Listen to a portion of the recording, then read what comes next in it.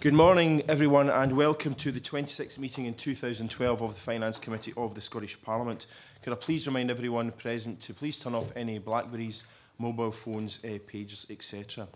And I'd like to intimate to the committee we have received apologies from Jean Urquhart this morning. The first item on our agenda is to decide whether to take items 3, 4 and 5 in private. Are members agreed? Okay, thank you. Our next item is further consideration of the draft 2013-14 budget, and I welcome to the meeting Professor John Kay.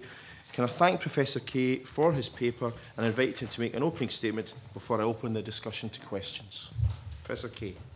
Thank you, Chairman. Can I begin by, with an apology which runs to the effect that my excellent secretary was on holiday for part of last week.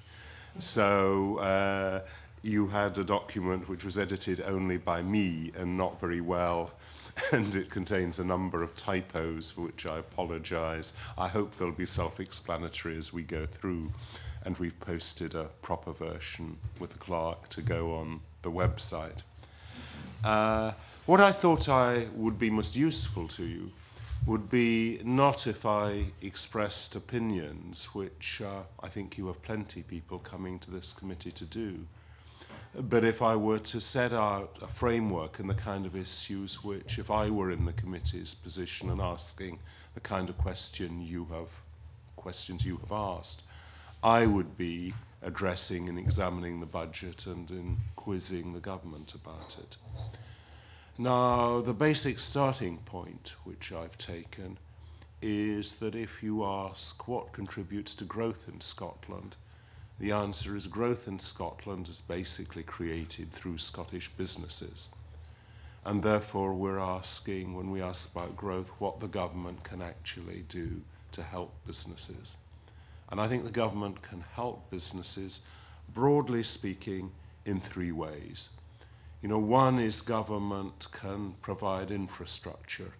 And when we talk about infrastructure, we mean both the physical infrastructure, the transport, utilities and the like, which are preconditions, as it were, of commercial life in Scotland.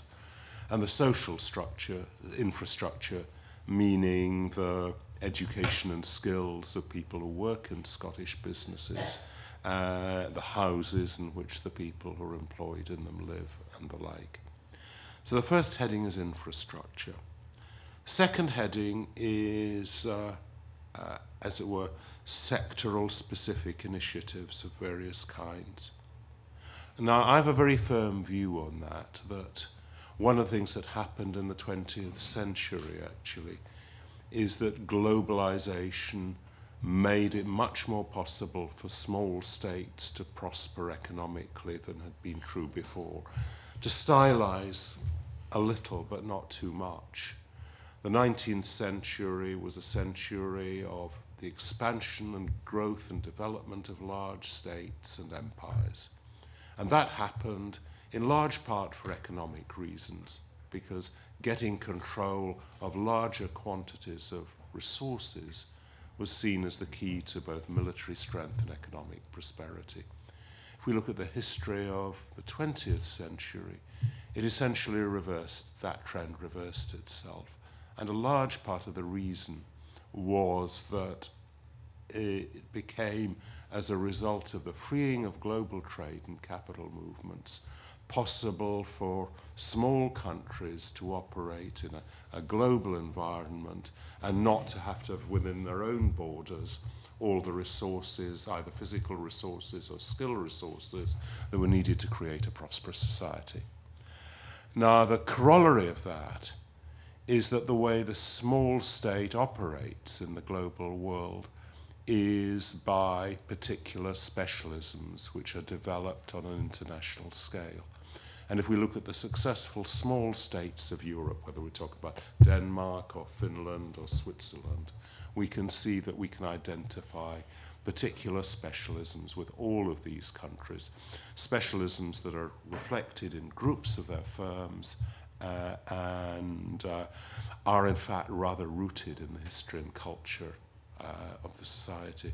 It's like in the same way as one thinks about the success of individual businesses, which I've stressed a great deal I've written, is based really on distinctive capabilities. You need to ask yourself, what are the things not just that we can do well, but that we can do and other people will find it difficult to do as well as us? And there usually aren't very many of these things, but it's key to think about what they are and to work on development of them. So that's, in my view, absolutely what an industrial strategy for Scotland ought to look like.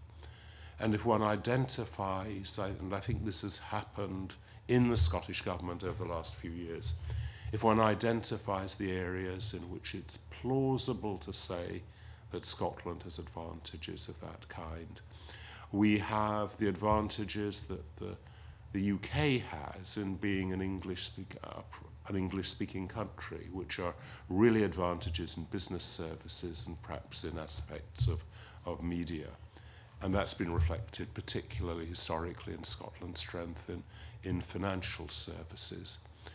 We have strengths in energy services, which have followed from the development of the North Sea and the proximity to that.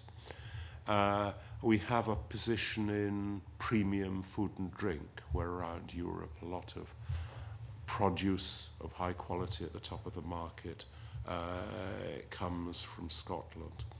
We have we've had a historical strength in medicine, and people have talked about translating that into a modern strength in life sciences, which is plausible, but I'm not sure we've yet ever been very successful in actually commercializing our capabilities in these areas. And obviously the landscape and the scenery gives us a potential competitive advantage in tourism. But you can see that the kind of focus which I'm describing is one of saying, you know, what are our particular strengths as a country, and how can we focus an industrial policy around them?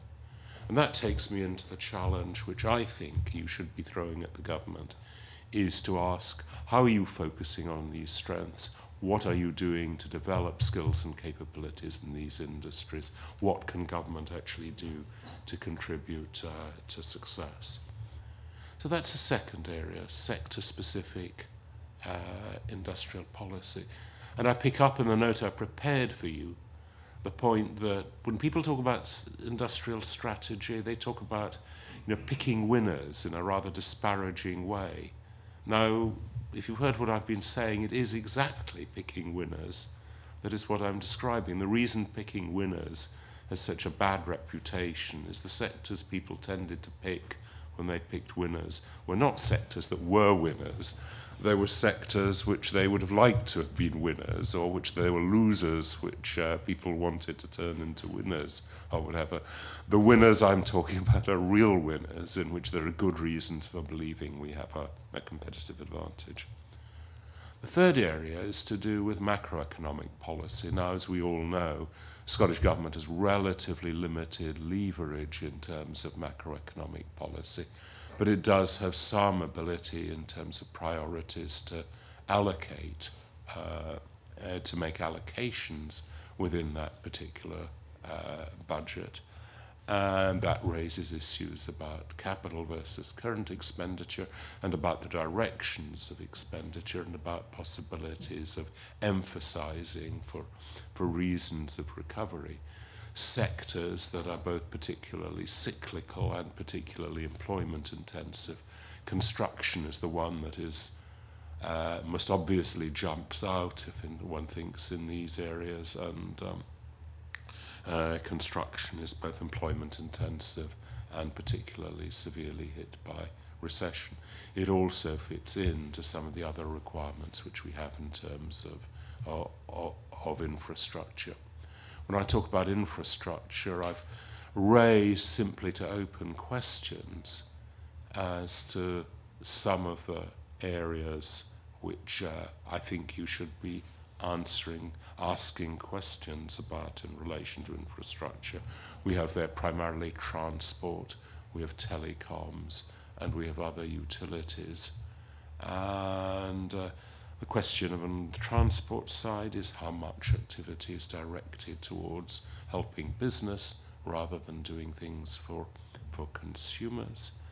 I've raised in a challenging way some questions about broadband strategy, because everything you should be doing, I think, is because we're clearly for the foreseeable future in an area of severe overall pressure on public expenditure. All of this is a matter of priorities. We can't do things because they're nice to have anymore. We have to do things because they're more important than other things that we should be doing. And I'm conscious, and I think some other people who've come to this committee have made the same point to you, that in Scotland in the first few years after devolution, we bluntly had too much money. And the result of that is it's taken us quite a long time to get into the right kind of frame of mind, of realizing that budgeting and finance is about deciding priorities rather than about deciding the things that would be nice to do. And perhaps that's a moment on which I can end, and I may have said enough to provoke some discussion. You've obviously picked a just hanging there by that thread, that little question. I mean, thank you very much for that opening statement, and also thank you very much for your brief.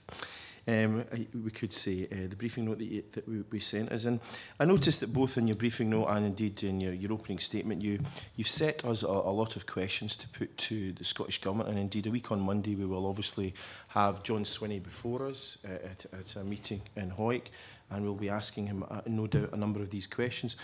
But I'm sure I speak for most, if not all, members of the committee in saying that we're keen to have your views on some of the questions that you've actually set us. So I'm going to actually have to put you in the hot seat there, and I hope you won't be too coy in terms of answering, because I'm quite keen to have your views on some of these issues which you yourself have actually raised. I mean, for example, what we're obviously trying to do in terms of the committee is to see whether or not the Scottish Government is on the right track in terms of its own priorities and what we believe the Scottish priorities should be in these difficult times. So, for example, I mean, you've spelled a lot of them out yourself in the briefing note, and I'm going to ask you three questions, as is usual when and then I'll give an opportunity for colleagues around the table to ask questions. So, you talked about transport expenditure and being directed towards improvements. Well, to what extent directed towards the promotion of economic growth rather than direct consumer benefits? So the first question is to really ask you what you feel about that. Do you feel the balance is right? Do you feel that it's that there's too much emphasis on consumers or not enough on consumers? So I wonder if you can tell us where you feel the balance should be in that particular issue, first of all. I'm not going to entirely duck your question of expressing my own views, but actually I think a lot of what this committee should be doing and what someone like me should be doing is asking questions and teasing information out of government.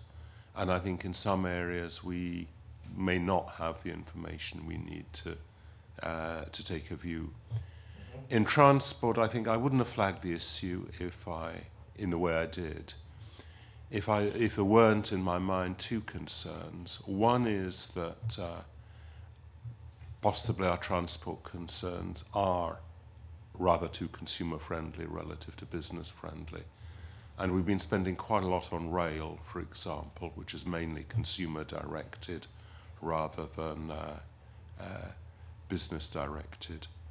I am also slightly concerned that there's been an inclination to promote flagship projects, whereas I've been learning, I'm bound to say I've been looking at this mainly in an English context, and I don't have specific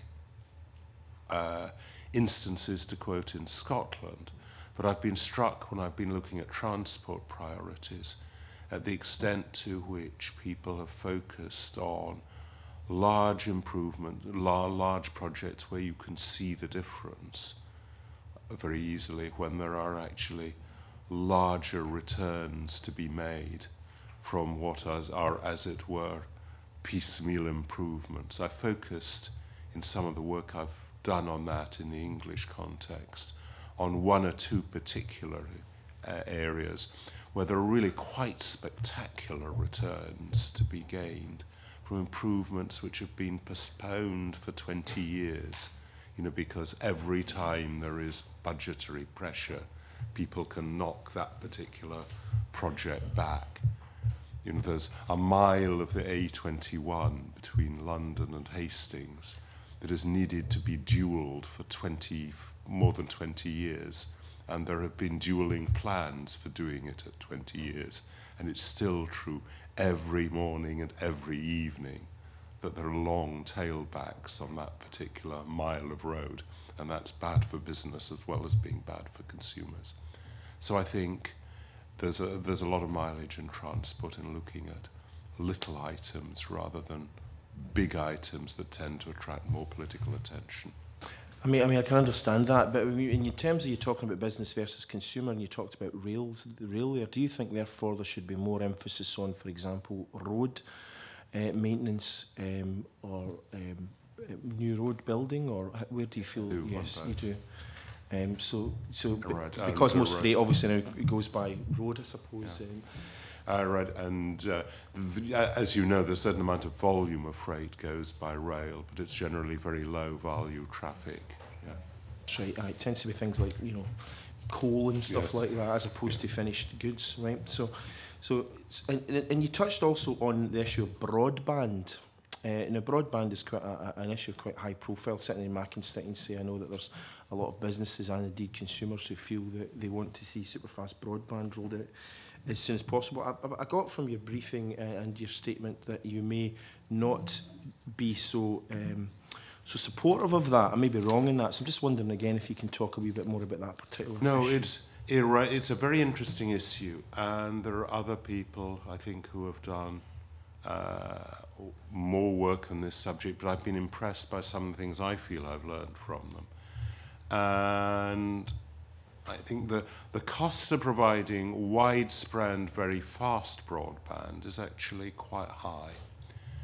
And the benefits of it are not very, the business benefits of it are not very clear or not very substantial, other than to small numbers of firms who use very large quantities of data, mainly in financial services, and are mainly concentrated in areas where it's relatively cheap to provide. A lot of the benefit of very fast broadband is for rapid download of movies, bluntly, which are the really data-intensive thing that are used by consumers, which very definitely, to my mind, falls in the nice to have. In terms of priorities, I'm impressed by the argument that says it may be a lot more important to get the people who are, as it were, digitally excluded because they don't really know how to use computers or they don't have easy access to computers online, so that government services can be delivered to them online and so that they can get other benefits from actually being connected to the world. That's, to caricature for a moment, a lot more important than enabling people in remote areas to download movies very quickly. I have to say, Professor Kay, this is starting to develop into a very interesting discussion, and I'm tempted to hog it all, but I'm not going to, because I know all my colleagues are desperate to leap in here and ask you some questions. So I'm going to restrict myself to just one other area again, which is in your brief, which you touched on, and that's basically. Before we move off it, are we going to come back? Well, don't worry, we'll come back. Just you know. What you think? I'm going away with that one unchallenged. I thought I'd give you a few minutes to reflect on the Professor's comments, actually. Sorry, where was it? Yes, it's just you talked obviously about picking of winners, and you talked about in your briefing and indeed your opening statement some of the areas where Scotland has some competitive advantages. Do you feel, therefore, that this budget is helping to advance those industries, which you mentioned, food and drink, financial services, for example, and life sciences? I don't see very much that is relevant to that agenda, if I'm Right. honest. No, that's fine. That's what we're trying to find Yeah. out your views on. So how do you think the budget could perhaps be tweaked to ensure that these areas do get are emphasised more? I think it's difficult for me to make very specific suggestions, but I think if I was determining expenditure priorities for this government, I would be having, as it were, champions for these sectors, in my discussions, and who would constantly challenging me to answer the question, how is this helpful to these important industries for the purpose of Scottish development? And the state of these industries actually varies very widely. Financial services, on the one hand, we have a lot of large firms in Scotland engaged in that, and we also have a lot of collective activity by people in the sector. Food and drink and tourism, on the other hand, are very fragmented industries. We have a certain amount of strength in them in Scotland in aggregate. We have a potential competitive advantage in them in Scotland. And yet I don't feel across these two industries that we either have very strong Scottish firms or we have a very strong collective Scottish identity. And I think both of these two are industries where I feel we have a lot more potential than we have actually so far succeeded in realizing. Now, I haven't come here and I don't have very specific suggestions as to how we might address that. But what I think we need to see how we can achieve, what I think we need to be able to achieve is to have Scottish firms in these sectors which are globally identified as being leaders in these kind of businesses in ways that when I talked earlier about Denmark or Finland or Switzerland, we can all recognize globally leading firms from these countries in the particular areas in which these countries are strong. That isn't true of the sectors I've just been talking about. Yes, I know you mean Finland, Nokia, Denmark, Dong, and Switzerland, Nestle, and all the rest of it. I understand what you mean, actually. But surely the food and drink sector is doing really well. The growth is very high in those sectors in terms of value at the moment. And Scottish, although they may not be a recognised firm, but Scottish products such as Scottish salmon is recognised very well overseas, and indeed the Scottish tourism brand, whether you like it or not, the kind of Highland image, I suppose, is a tremendous brand and is recognised worldwide, even if individual firms, within that sector are not. It's a tremendous brand. Is it actually all that successful in economic terms? If one looks at the numbers of visitors to Scotland, when I've looked at these figures, it struck me we ought to be doing a lot better than that. Again, if one compares Scotland with other small European countries that are less accessible than Scotland is, and which may have less appeal to tourists than Scotland has. We have a combination of spectacular historical monuments and amazing scenery. We are a great tourist story. I think we could be doing better. And as you say, right, in terms of the numbers and volume of what we attract, and as you say, we don't have recognisable Scottish firms that are leaders in this particular sector. Thank you, Professor Kay. I'm now going to open it to questions, and the first person to ask a question will be Elaine, to be followed by the Deputy Convener, John Mason. Thank you, Convener. Yes, thank you. Both your paper and your discussion extremely thought-provoking. Not sure if I agree with everything. I certainly do with some of the things that you say in particular. If you did. Particularly, I think that the importance of investment in certain smaller-scale projects which can make a big difference locally to both business and consumers. But you seem to separate the interests of consumers and businesses. And so, are you saying, for example, that there are certain rail projects which we should not be undertaking at the moment? I mean, public transport also gets people to work, which supports business. It gets visitors around the country to view tourism attractions and so on. So are you saying other particular public transport projects which you don't think are worthwhile? No, I should explain what I mean there. I mean, everything is for consumers, or at least for citizens in the end. And if you read, for example, predictably in a sense, I've read the CBI submission to your committee, and the sense you get there is that there is a business interest which is different from the citizen interest. And of course there isn't. Business exists to serve citizens.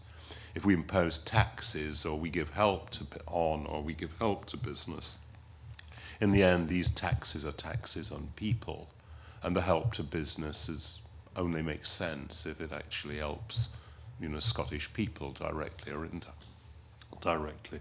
So there isn't in that sense, and the transport infrastructure that gets people to work is clearly just as important as the transport infrastructure that gets the goods from into the shops or away from the factories.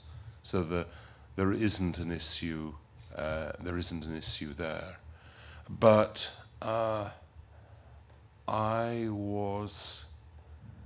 had a sense that in terms of some of the priorities which we've had in Scotland in the era since devolution, there has been more interest in pursuing things that would be immediately popular with voters than with things that would contribute to the long-term development of the Scottish economy.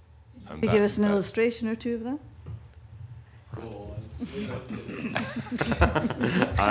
All right. I know I don't want to, but I think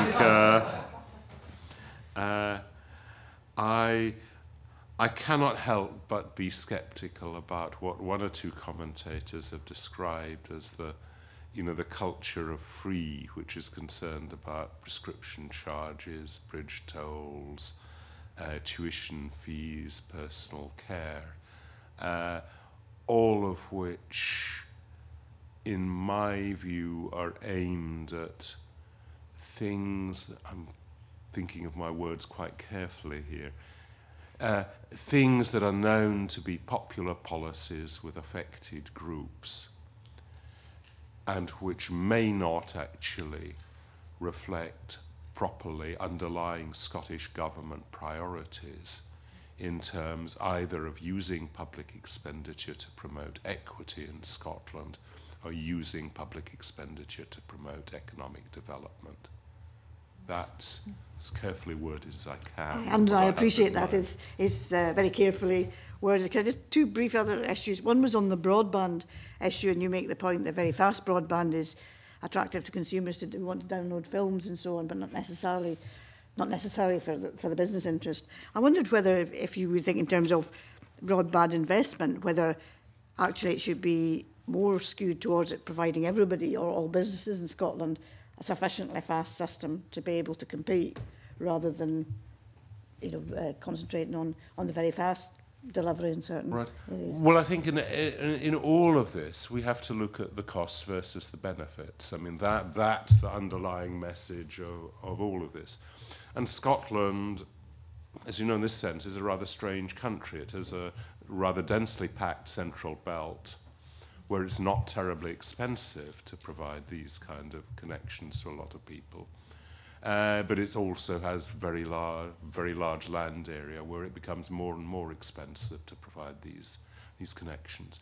It's because of that that I'm sceptical about what I think is the slogan-driven approach to thinking about these things. We need to become, number one in some aspect of digital development, because actually getting these kind of connections to very wide areas of this country may prove terribly expensive, relative to the benefits.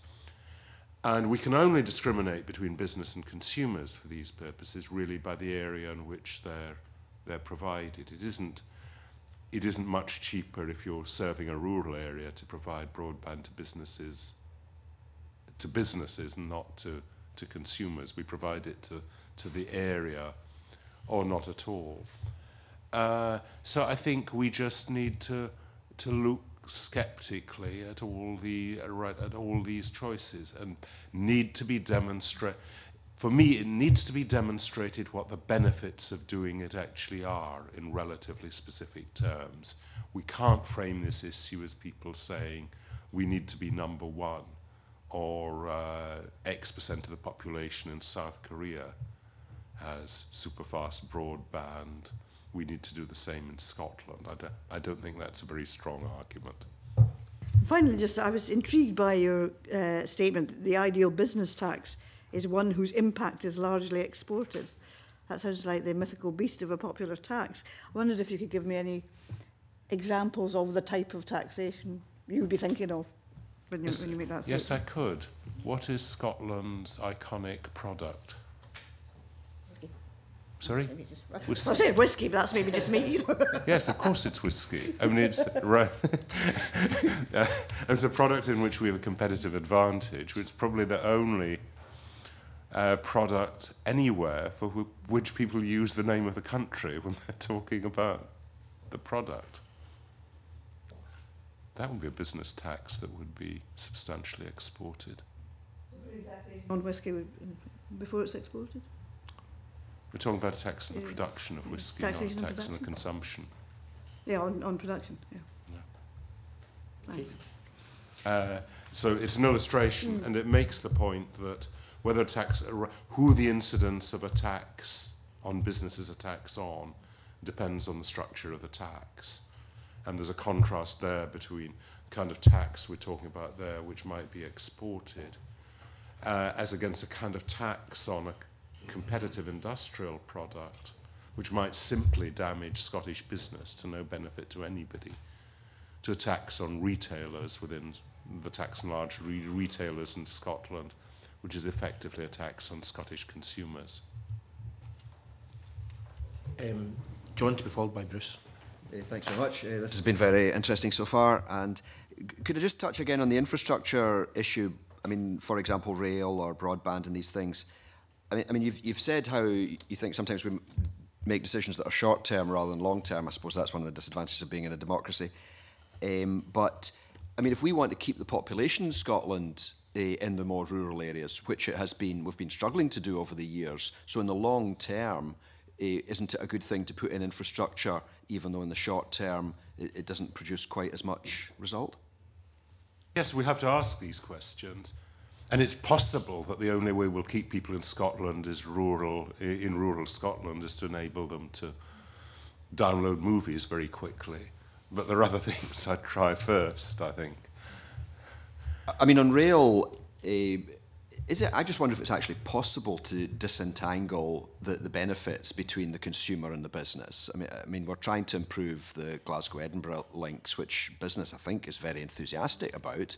We've got two cities. The business feeling seems to be if the two are joined up better, that will actually be a boost to business.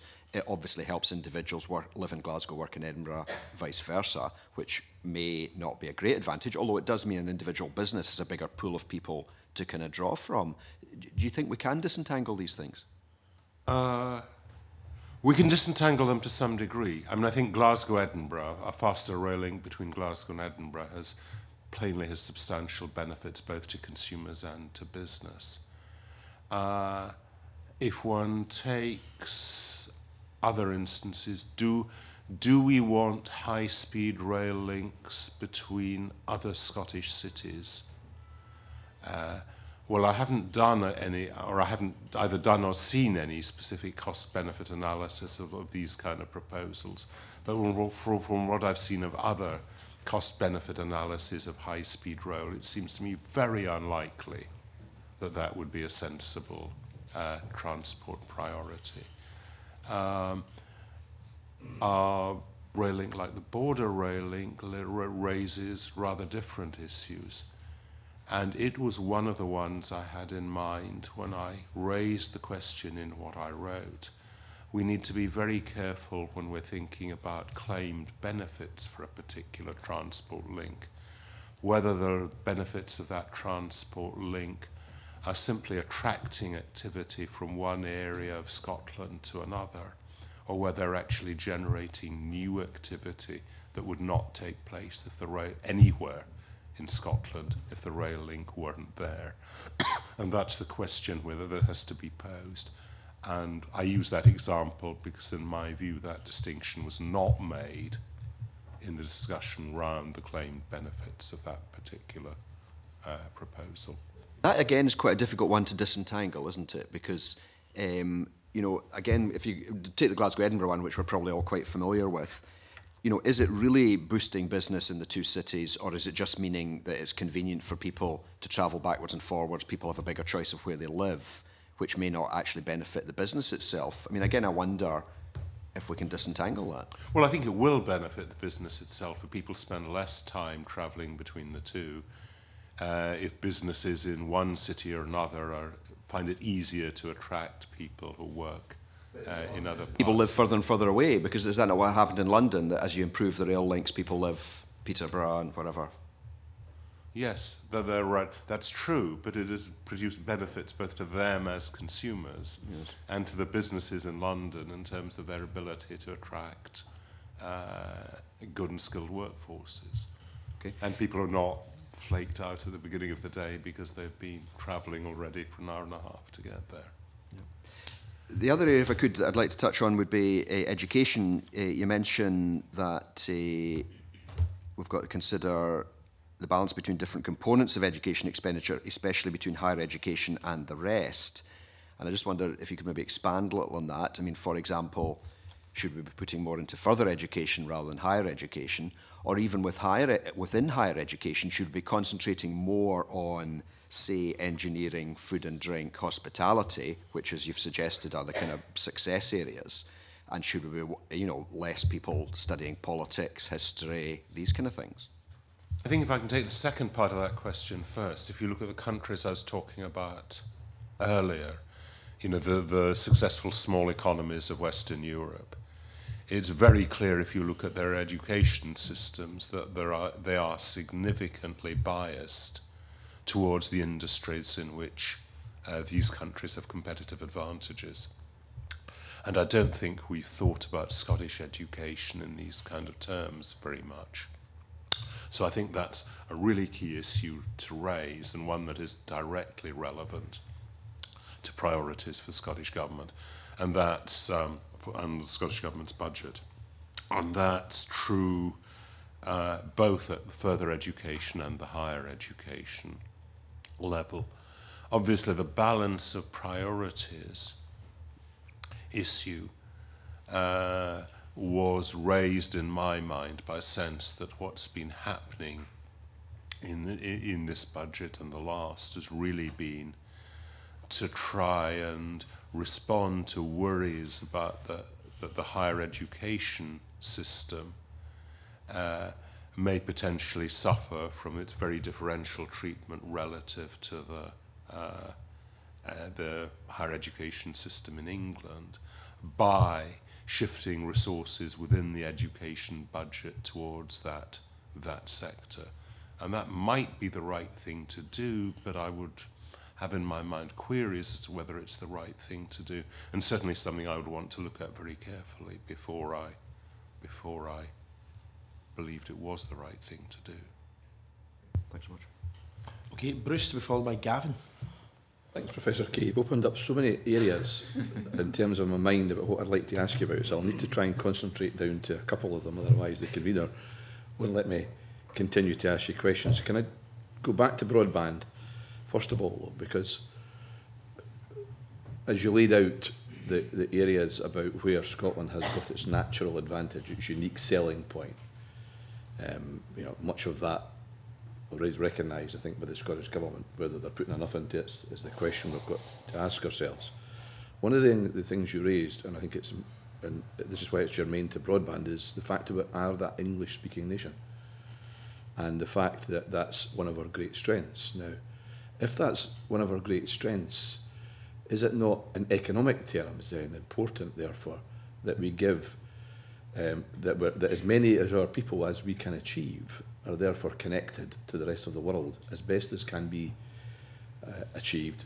And one of the ways to do that would be through broadband. Now, how they use it may be an issue that we need to work on in terms of what the recognition of the skill that can come from that, the opportunity that can flow from it, and the growth that can be achieved from that connectivity.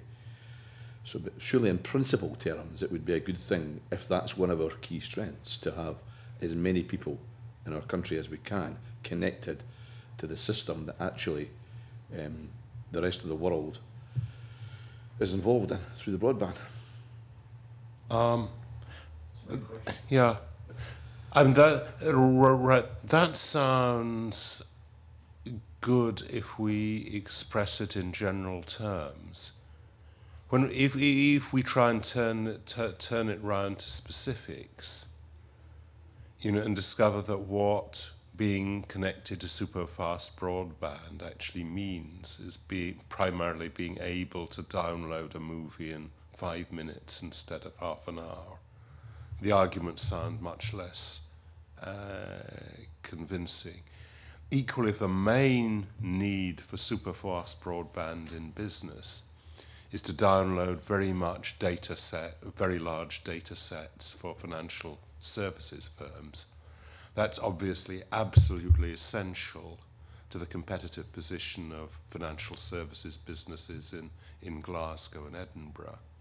But it's not essential or even important to the bulk of Scottish businesses, even far less, Scottish businesses and consumers located in rural areas.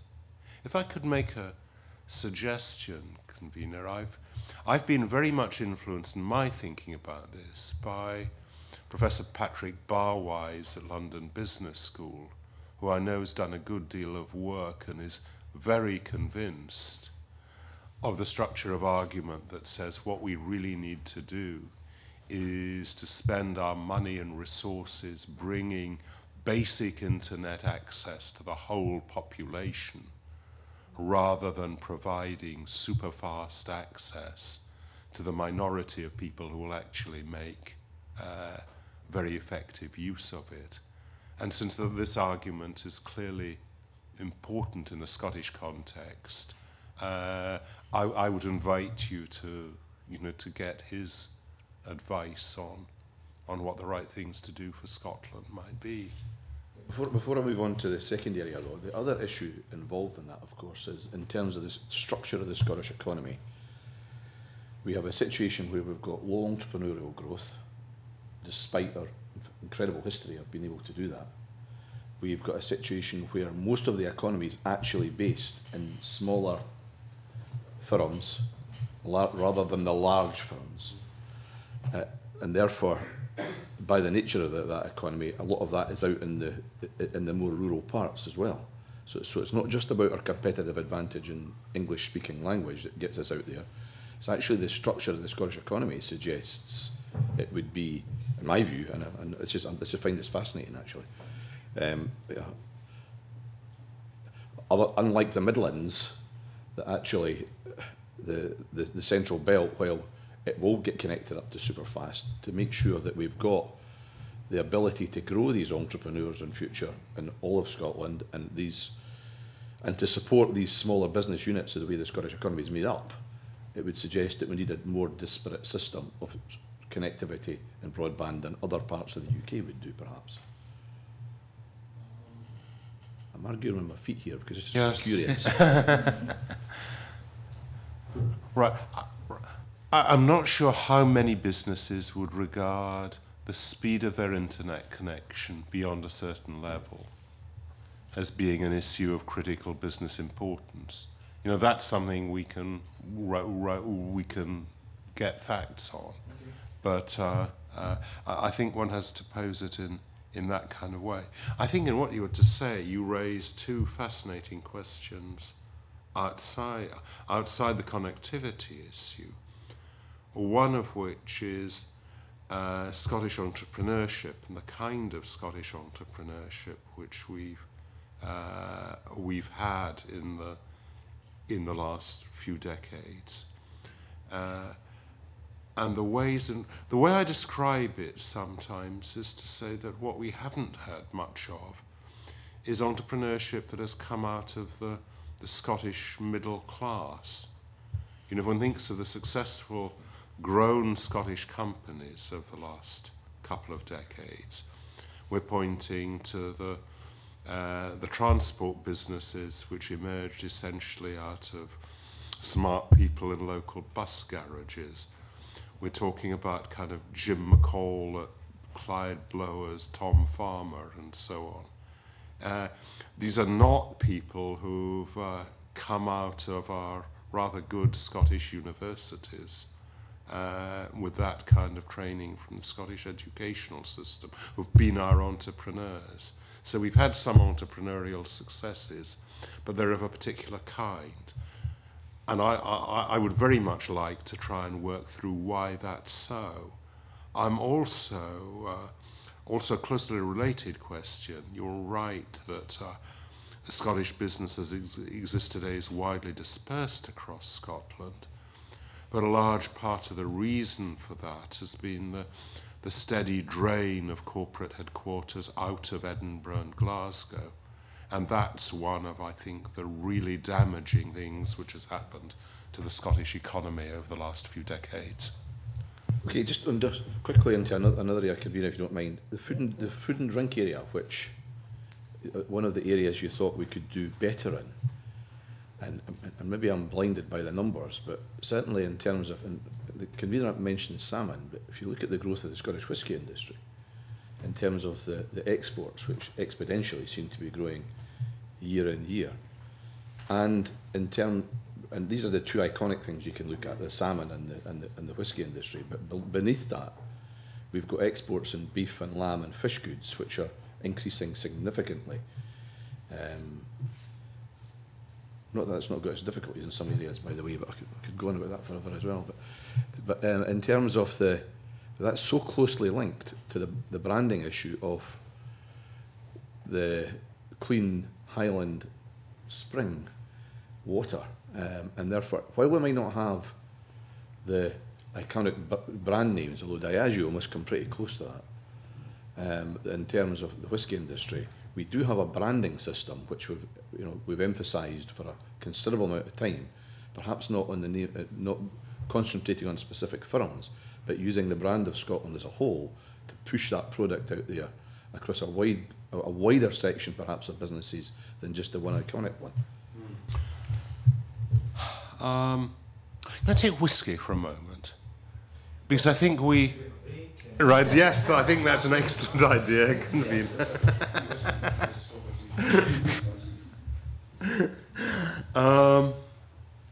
I think the contribution of whiskey to the Scottish economy is actually quite disappointing. And people are impressed by these export figures, which have very little meaning as far as contribution to the Scottish economy is concerned. The whisky industry employs about 10,000 people in Scotland, and that is the main contribution which it makes to the Scottish economy. The largest whisky firms in Scotland, as you know, are the two largest are Diageo and Pernod Ricard, neither of which are Scottish-owned businesses. Right, I could go on, but I think people are bemused by these export figures. I think the contribution of the Scottish, that this industry makes to the Scottish economy is significantly overestimated. And I think the growth of the Scottish whisky industry is not that impressive given the extent of global growth in spirits consumption. So I think we've a lot of questions we should be asking about whisky and its contribution to Scotland. If I take food and drink more broadly, you describe Scotland as having a kind of premium brand in food and drink. I think potentially it does, but actually I'm not sure that branding is realised. I talk to people in outside Scotland, and say Scotland has a premium position in food and drink, and they think, what? And I say, well, salmon and lobster and Aberdeen Angus, beef and so on, and they start saying, yes, I see what you mean. And I think it's also tied up to the by no means irrelevant fact that the diet in large parts of Scotland is quite notoriously bad. It's always been exemplified for me that when I was a child, we spent most of our summer holidays in Crail in Fife, which, as you'll know, is a lobster port. And I'd never eaten a lobster and barely seen a lobster, until I was an adult, and the first lobster I ate was in London. All right, it's kind of symbolic for me of the issue which we have in this area. Yes, I know what you mean. I mean, I think sometimes the self-deprecating image that Scots, particularly Scots comedians and people in the public eye, put forward about the mythical deep-fried Mars bar doesn't really help in terms of this, the pre-ideas. Helping brand Scotland, isn't it? It does. Gavin, to be followed by Michael. Professor Kay, you talked about provision of infrastructure as being one of the keys. When you then go underneath that, there are various types of infrastructure. You can invest in transport, you can invest in housing, some of the money goes to local government, some of the money is invested in health and so on.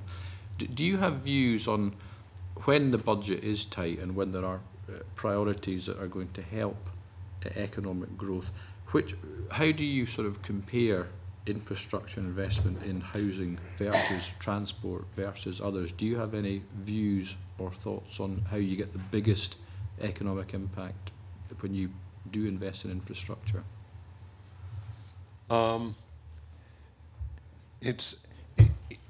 It's a large question, and across the UK as a whole, we plainly have not spent enough on infrastructure for, a couple of decades now, and we all know the reasons for that every time there's pressure on public expenditure, it's just easier to identify items that you can postpone and reduce capital spending of various kinds, than to cut current spending. And I think that's a problem which we have to recognise both in Scotland and for the UK as a whole at the moment. Within that total, I think there are no simple criteria as to what one should be spending money on. I think probably the area that has been most neglected of all is probably the area of affordable and social housing, over a couple of decades, in which essentially what happened at the beginning of the Thatcher era across the UK was that public housing fell to almost new construction of public housing fell to almost zero. Across the UK as a whole, it wasn't replaced by, in aggregate, it just fell by the amount of public housing. In Scotland, where the contribution of public housing had been particularly large, there was significant growth in private sector housing, but still the overall levels of housing provision were far lower than they had been in the eras when there were large public housing programs, and far lower than they had been, than they need to be, I think, in the long run, to maintain both an adequate housing stock and a well-balanced housing stock. So housing, in that sense, would be at close to the top of my list of priorities, but for reasons we've been describing, it's difficult to make a priority because it's one of the most easily postponable, of all items of government expenditure. The other area which we've talked about earlier has been the large projects versus incremental ones. And I think two things have happened there. One, which we were describing earlier, is the way in which large projects tend to be prioritized because they have more political appeal. And the other is, for some reasons that I find quite difficult to understand, the costs of constructing large projects seem to have risen a lot more than the cost of constructing smaller projects. One example that stuck in my mind was looking at the Forth bridges. You know, the first Forth bridge, the great Victorian rail bridge, which is it's an extraordinarily over-engineered structure. You just have to look at it to see, you know, that cost $3 million in the early 1890s. The new Forth road bridge, built in the 60s, cost $25 million, which is about right given general inflation between the 1890s and the 1960s. Probably we built that one a bit on the cheap, but nevertheless the order of magnitude was there. The right factor you'd use again for inflation from the early 60s now, again, is 10 for general inflation. We're talking about a lot more money than that for the bridge we're building now, and I don't know why. But that means that the large flagship projects tend to run away with a very disproportionate share of the overall budget, much more so than was true historically. Thank you. On another subject, you talked about the idea of focusing specifically on things we do well as a country, such as financial services, energy services, premium food and drink. Outside of the industries where we do well, in terms of the whole industry, we have companies that do well in industries that aren't favoured or necessarily ones where we have an advantage. How do you strike the right balance between looking after the industries that you know you have a natural advantage without ignoring companies in other industries? Because that's one of the debates that always takes place in areas like Scottish Enterprise. I mean, do you think, do you completely ignore anyone who's not in your favoured group? Or how do you strike the right balance? I don't have a problem with companies that are doing well outside our favoured group. But I think as a small country, given the world I've described, we cannot afford to be spreading our favours, around in this area. So, right, I would be ready, and I know this may be more difficult for you as politicians, but I would be ready to be very robust by this. In order to survive, there are certain sectors, we have to favour, and that's what we're going to do. And we all know this is what we have to do as individuals. We take for granted the idea that as individuals we focus on the things we're good at. I try to be quite good at economics. There are a lot of things I'd be very bad at. Well, no, I'm very bad at, like, putting up the bookshelves at home. And I realise it's better for me to stick to economics and get someone else to do that. And that's the nature of competitive advantage in the global economy as well as the household one. I'm still searching for something to be good at. But one more, if I may, Convener. Just when you look at the draft budget for 2013-14 as a whole, looking at the actual numbers and decisions taken as opposed to what might be said publicly about it, from either side of the debate, but looking at the actual numbers and decisions taken, what do you think the priorities of the government are in terms of the decisions they've taken and the numbers that stack up the way they do? That's an interesting and provocative question. I think I'm going to duck answering it because because I've set my research assistant the exercise of looking at the stories. Suppose we took the whole pattern of Scottish public expenditure since 1999. How do we think, as a result of devolution, it's differed from the pattern of public expenditure we would have had if we'd simply stuck, you know, with the UK policies, broadly speaking, in the devolved areas over that period?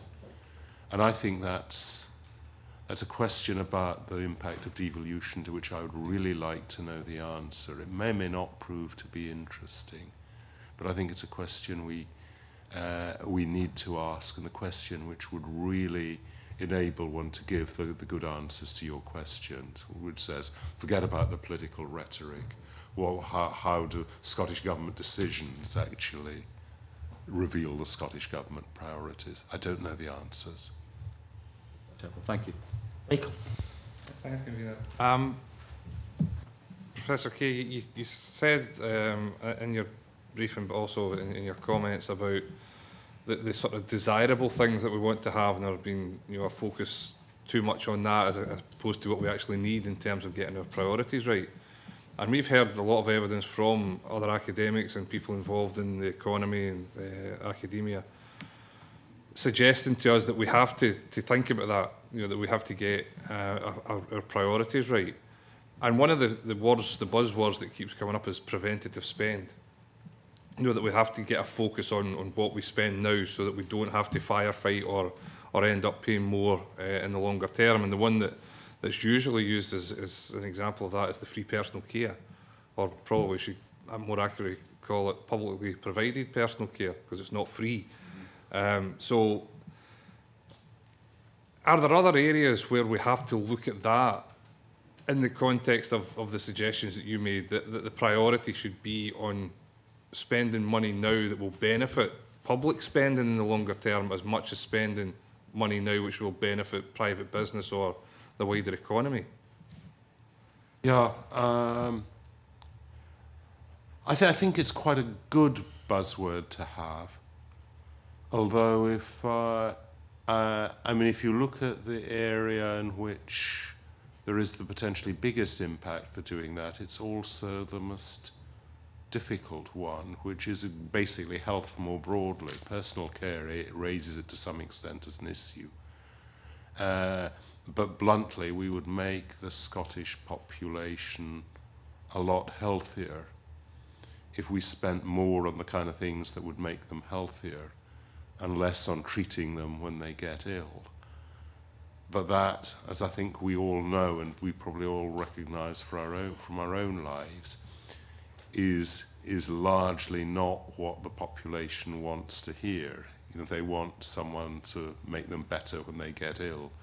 They don't want to be told to eat less and drink less and stop smoking and take more exercise, even though that's the best thing that could happen to them from the point of view of actually improving their health outcomes and the health outcomes of the Scottish population.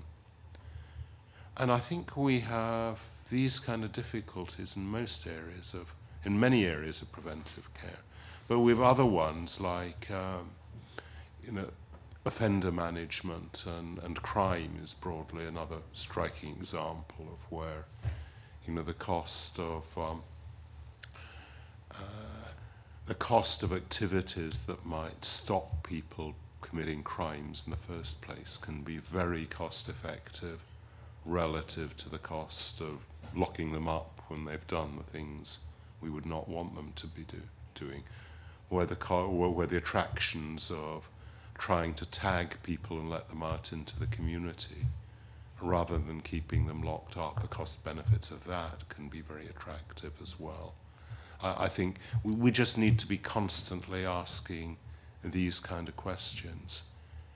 And these are always difficult things to do in times of public expenditure pressures, because almost all of them, are about intangible investment in the future. They're spending more money now in order to spend what may be quite a lot less in the future. Thanks very much for that. We've also heard repeatedly concerns about evidence-based spending, showing that the output or the outcome is value for money. And on a number of occasions, when we've talked about the amount of public investment in the private sector, the evidence doesn't appear to be there. And the one that I keep referring to is the Small Business Bonus Scheme. Now, while organisations like the Scottish Chamber of Commerce and the Federation of Small Business will say, yes, it's great that small businesses are getting assistance and we can show that there's been an improvement in some of the areas that have received this. Other people have told us that, at best, 1 in 10 small businesses has the capacity to grow, that a lot of companies that receive the Small Business Bonus Scheme might actually be to their detriment. It's counterintuitive. But there's no incentive then for them to be entrepreneurial and move forward because they like to be in that comfort zone where they receive the bonus and don't want to move away from that. So, first of all, I'd like your comments on that if you have any observations on it. But when you're talking in your paper and again this morning about focusing on sectors, a lot of these sectors will be dependent on those very same small businesses. So would it be better to focus on those small businesses and target the investment so that we maximise the growth rather than have the blanket approach where it just says if you're a small business of a certain size you can qualify for this grant and you don't have to show what you do with it and you don't have to actually grow? Right. I can't comment specifically on the effects of the Small Business Bonus Scheme because I don't have the evidence for making that kind of comment. From what you've been saying, no one does have the evidence to comment on that. But it obviously limits what I have to say. I should say more generally that I've kind of spent my life believing in and advocating for evidence-based policy and have actually seen more and more of what I call, policy-based evidence, where people think up the policy and then tell people to go away and find the evidence to support it. And I think discussion of evidence-based policies unfortunately led to more and more of that. And in some of the areas you're describing, we have largely spurious calculations that are generated to support the benefits of the alleged policies. And a lot of the work done currently in providing impact assessments and so on, I think, would actually be better not done because they are superficial exercises that fall into the policy-based evidence category. We've persuaded ourselves there that this is a process of rational decision-making when in reality it's the opposite. That's a general comment, but in terms of your specific final observations, you're making the point that wouldn't we do better to be selective in terms of the assistance we give to business, and everything I've said really is designed to encourage you to go down in that direction. I think it's the nature of economic growth in a small country that we decide there are certain things we're good at and these are the things we're going to focus on. And I think that should be very firmly in our mind. We're trying to be successful rather than be fair as between businesses. Great, thanks very much. John. Thank you for the opportunity to come back in again. You've mentioned a couple of answers about ownership of business, and especially in whisky, that the two main producers are not locally owned. So I just wondered, do you feel that is negative? I mean, some people would say, well, it doesn't really matter as long as it's efficient, bigger is better. Business itself tends to be quite keen on being allowed to have mergers and acquisitions quite freely. And it's clearly not something that either Scotland or the UK has complete control over, although my feeling is in other countries, like we've mentioned Finland and Denmark, maybe it is a bit more difficult to take over or merge a company there. Do you feel that's something we should be worried about or doing something about? Yes, I think we should be very worried about it. I think, as I said in an earlier answer, I think one of the most damaging things that has happened in relation to the Scottish economy over the last 2 or 3 decades has been that steady migration of corporate headquarters out of Scotland. And one of the many bad aspects of the collapse of the 2 Scottish banks in 2008 was that effectively we lost what was the residual, a large part of such residual headquarters location as there was of what had become Scotland's two largest businesses. I think we should be worried about it. It's almost too late for us to do much about it, even if we in Scotland had the power to do much about it, because almost all the horses have left the stables, as it were. Businesses, although, I mean, you know, you would hope that maybe a new brewing company or something is going to grow. We would, and we would really like to keep them there. And an attitude problem on our part in Scotland that we don't kind of want to enough, or entrepreneurs don't want to carry it on, or I think it probably is maybe an attitude problem, but there is also. Well, I think we've suffered in 2 ways. One is the centripetal pool of the UK, and it's a fair question. Is that an issue that would be different if Scotland were an independent country? And I don't know the answer to that. It might be a bit different, but actually the pool of London would exist whether Scotland were a separate country or not.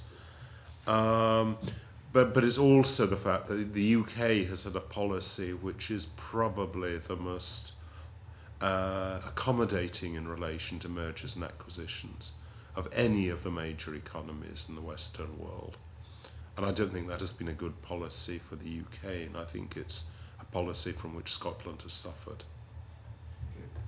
Your last comment, I think, is quite intriguing, about the pool of London. I mean, we talked about Switzerland being successful, but would Switzerland have the strong economy it has and the high standard of living it has if it was just the eastern periphery of France or the northern outpost of Italy or the southern fringe of Germany, for example? Surely the fact that Switzerland has been able to set its own political and economic course over the last 2 centuries has had a significant impact in a country which geographically is half the size of Scotland, but has virtually no natural resources and becoming such a relatively strong economy.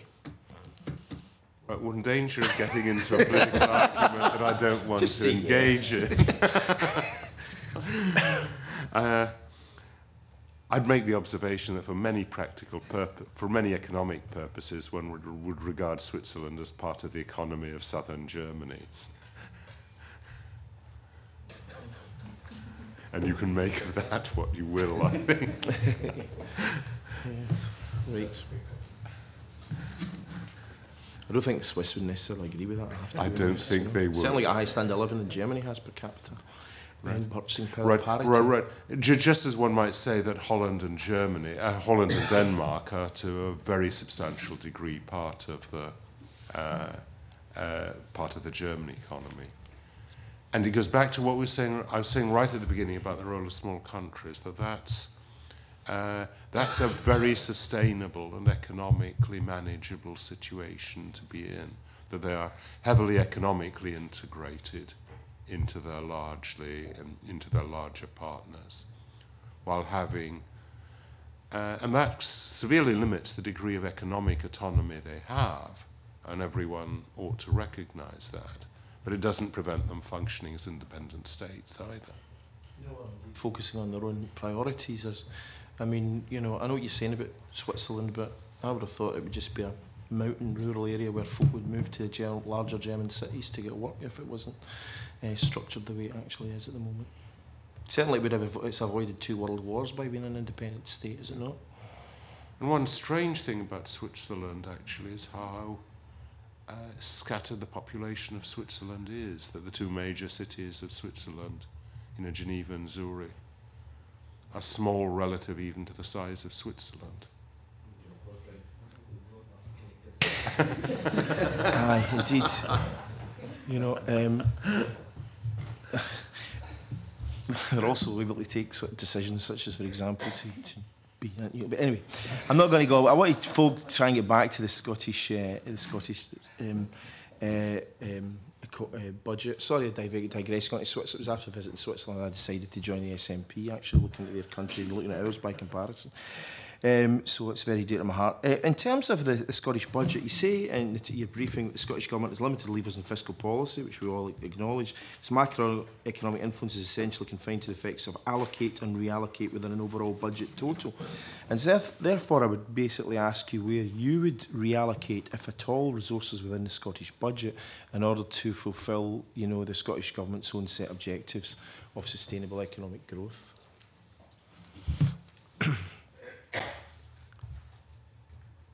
I think the broadest answer I can give to that is to say, and I could only do this over a period of years, I would be attempting to exert much more serious pressure on current expenditure, and there we know it's overwhelmingly dominated by two areas, which are health and education, in order to fund more capital expenditure, both in relation to health and education, but actually rather more in relation to the infrastructure, economic development and the like that we've spent most of our time in this discussion this morning talking about. Indeed, in a sense, you know, one of the striking things about this morning's discussion, if you were to stand back from it, is that we haven't spent very much of our time talking about the main items on which the Scottish Government spends its money, which are health and education. Well, I'm quite keen for you to give your views on one or both of those areas of expenditure. Have we? What I'm basically trying to say in this is, have we got the balance right, and if not, where should the balance be?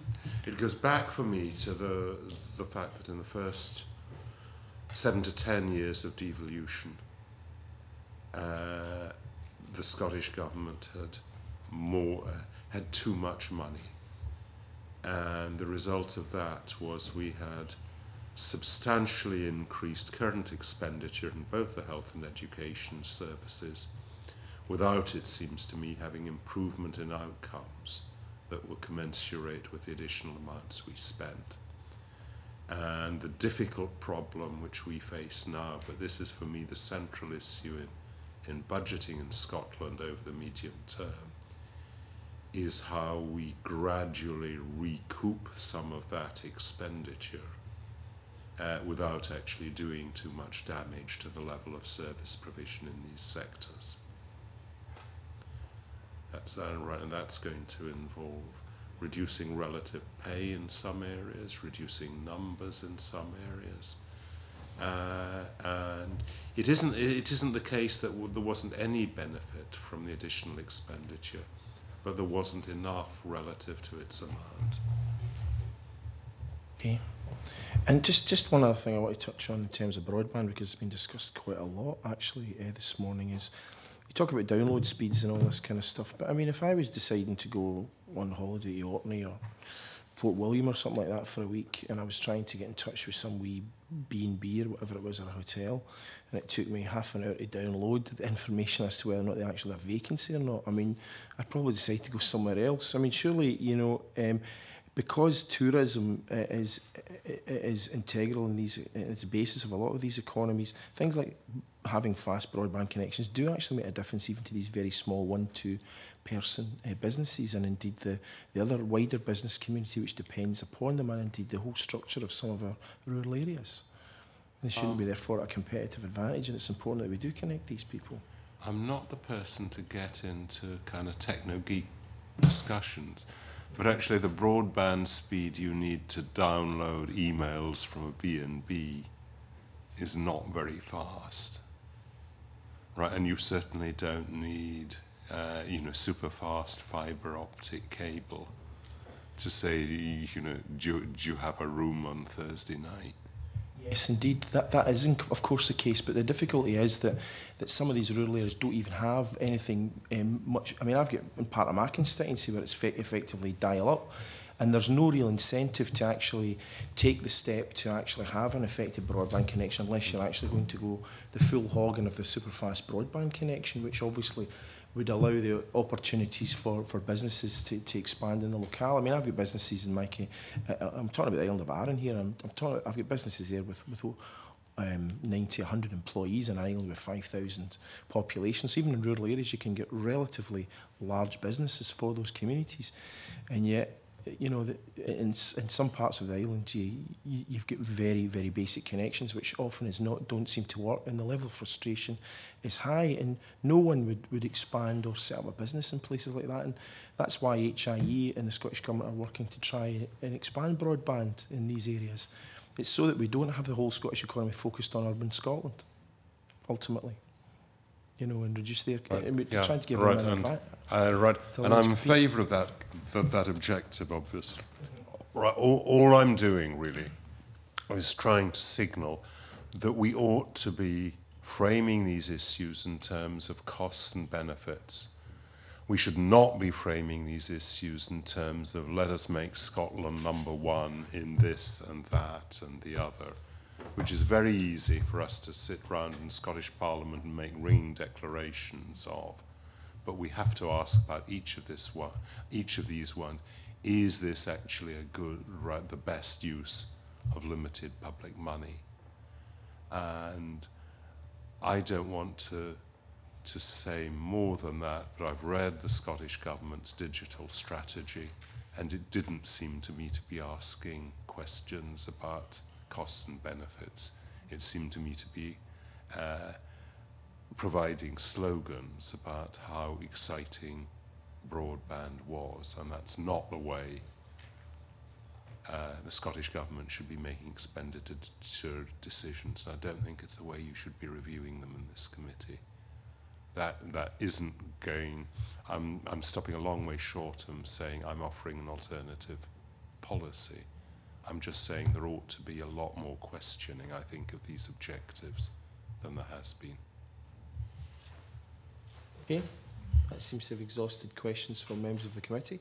I'd like to thank Professor Kay for his very, as Elaine said, thought-provoking paper and indeed answers to our questions and opening statements. So thank you very much, Professor Kay.